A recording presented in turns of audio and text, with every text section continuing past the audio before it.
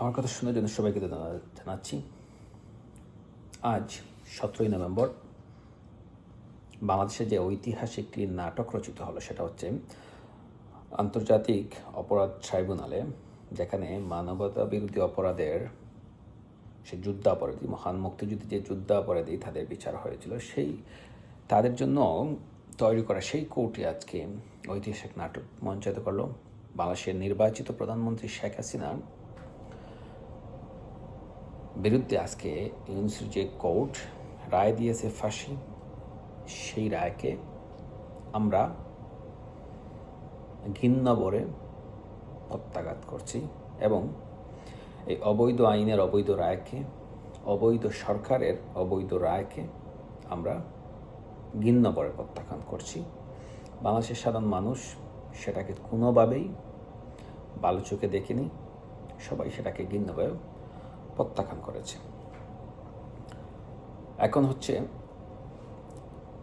এই অবৈধ রায় ঘোষণার পরেই বাংলাদেশ আওয়ামী লীগের কর্মসূচি ঘোষণা করা হয়েছে। আগামীকাল সমগ্র বাংলাদেশে সকাল সন্ধ্যা শাটডাউন পালিত হবে এবং আমি পরিষ্কার করে বলতেছি, এবং আগামীতে long march to Jamuna, shutdown to Jamuna খুব শীঘ্রই সেটা ঘোষণা করা হবে এবং ইউনুসের পদত্যাগ না করা পর্যন্ত, এই অবৈধ আইন, অবৈধ সরকার, অবৈধ রায় বাতিল না করা পর্যন্ত, এই ইউনুসের পদত্যাগ না করা পর্যন্ত বাংলাদেশ আওয়ামী লীগের লাগাতার কর্মসূচি চলবে।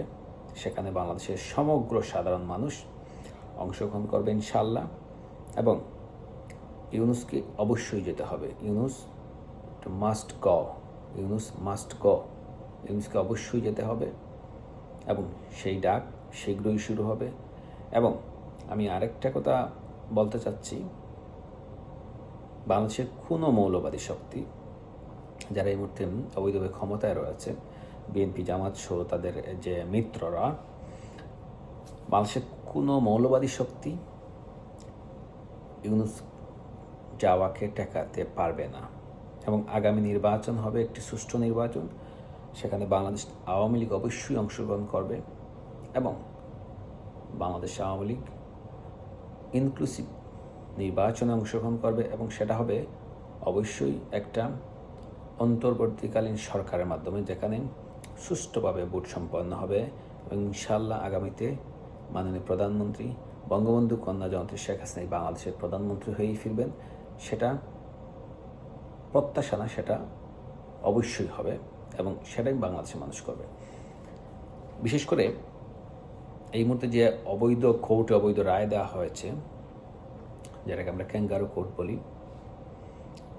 সেই প্রধান যে কুশীলব সে হচ্ছে রাজাকার মানবতা বিরোধী অপরাধের দায়ে যাদের ফাঁসি হয়েছে, সেই রাজাকারের প্রধান কুশলী তাজুল ইসলাম।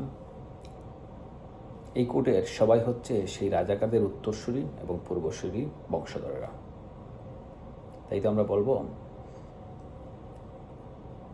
মুক্তিযুদ্ধ শেষ হয়নি, আবার মুক্তিযুদ্ধ করতে হবে এবং এই মুক্তিযুদ্ধ হবে সেই 71-এ পরাজিত শক্তির বংশধরদের বিরুদ্ধে, তাদের উত্তরসূরিদের বিরুদ্ধে।